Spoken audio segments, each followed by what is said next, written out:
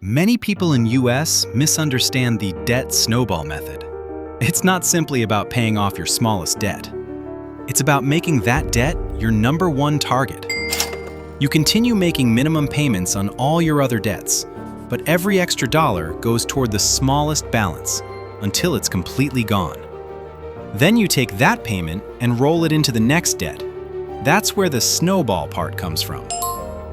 Here's a real example.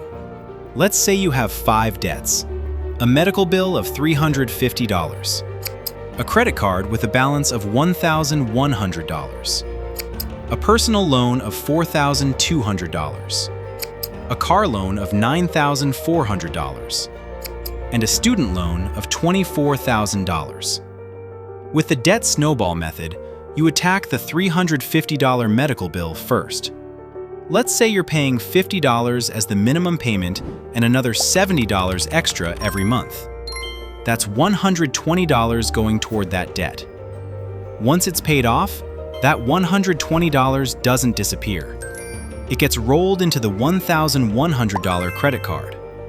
When that credit card is gone, the combined payment rolls into the $4,200 personal loan, then into the car loan, then into the student loan. Each debt you eliminate makes the next payment bigger, and that's why many people like this method. You get quick wins. You see balances disappear, and you reduce the number of monthly payments you have to manage. But there is a trade-off.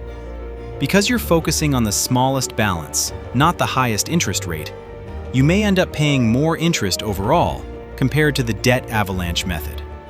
For example, if your smallest debt is a low-interest car loan, but you also have a credit card charging 29% APR, mathematically, it may make more sense to attack the credit card first. Interested? Subscribe to this channel. You'll find lots of practical tips on how to improve your budgeting and save money.